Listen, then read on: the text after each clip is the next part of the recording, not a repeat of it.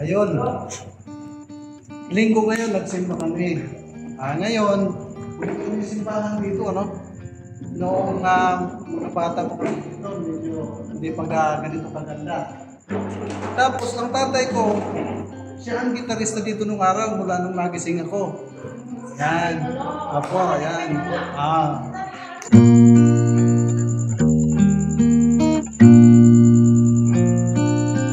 Ngayon, ito na si Sir ang pumalit sa pagkitara. Kabats ko ito. Ngayon, siya ang kagawad sa mga kagawad ng barangay. Yan. Dito. Yan naman. Siya ang leader dito. Ano ba?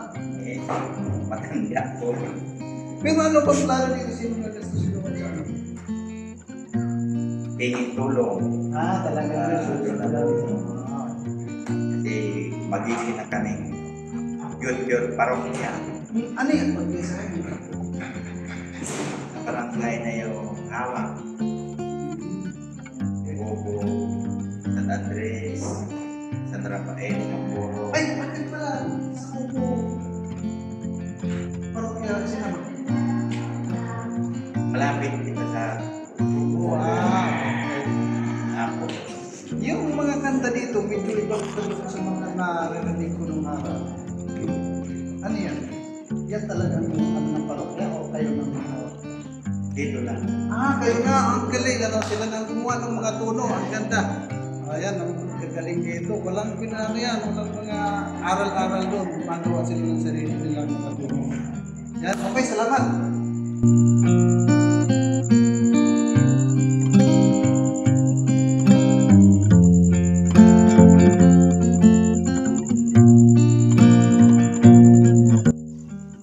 Yan, itong simbahan na ito, napakaganda na sana ng pagkagawa, no? Yan, kaya lang ang isang problema rito kapag may mga okasyon tulad ng fiesta, halos kakaunti lang nagkakasya sa loob, nasa labas na halos ng mga nagsisimba. Kaya naisip nila na gumawa ng bagong simbahan. Yun. At yun nga ang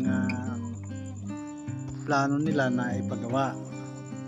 Dahil nga sa sobrang liit nitong simbahan na ito. Nagsisimba yung mga tao sa labas ng mga nakatayo.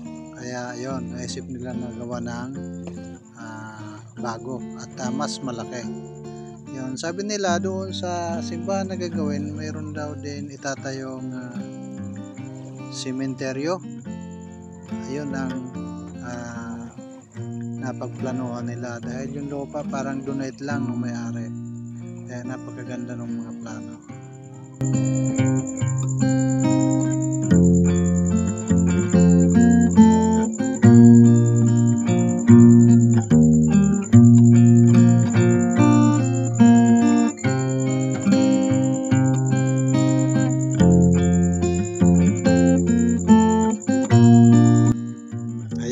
Dahil sa Father's Day ngayon, masyal muna kami dito sa tatay ko.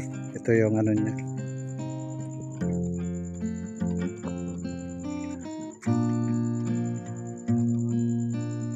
Dito yung kay Lola.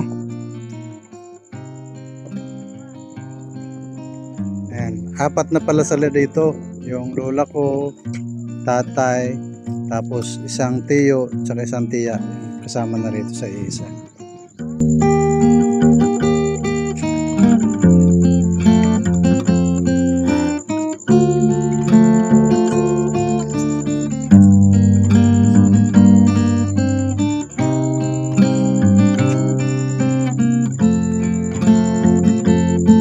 Tabi ng dagat ito.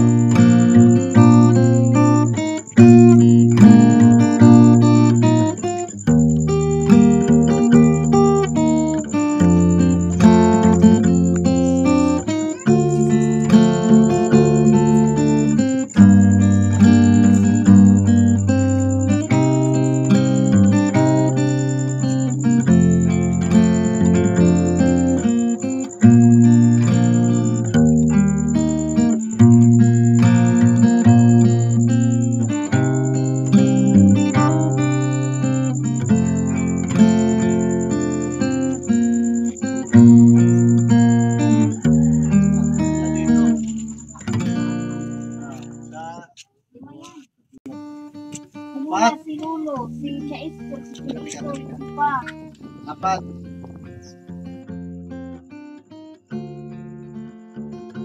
So, pausta.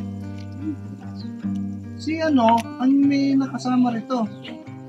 Hindi, ito si Alfonso. Oh, si ano, si Tio. Itoy. Ito. Hindi yata aram yung birthday niyo. So merong hindi na isamang isa rito. Pangalan. Yun, bato yung kaya. Pero dito rin, sinama rin dito. Yan, apat sila dito.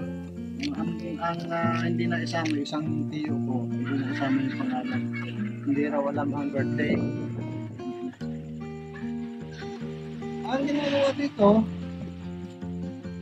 noong ipinasok yung tatay ko, tinanggal muna yung tinabi yung buto ng hula ko. Saka pinasok yung tatay ko. Parang ganun din ang ginawa sa iba. Tinabi lang muna rito sa amin. Tapos na yung anak niya. Ayun, may kontrata pala rito, 5 years. Ibig sabihin sa 5 years, pwede nang lagyan ulit. Yan ang patakaran dito, 5 years na. Sabi, kung wala pang 5 years, kunyari may nilibing, wala 5 years, hindi pa pwede lagyan ulit. Kaantay mo ng 5 years.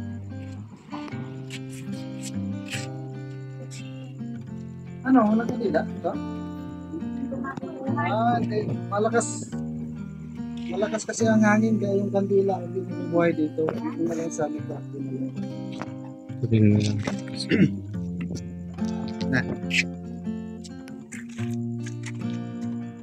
Kung pamangkin ko yung mag-aling nanay. Dati ko maglulong si manay yun. Yun, nandito sa likod kasi walang hangin. Doon sa ano, hindi nabubuhay.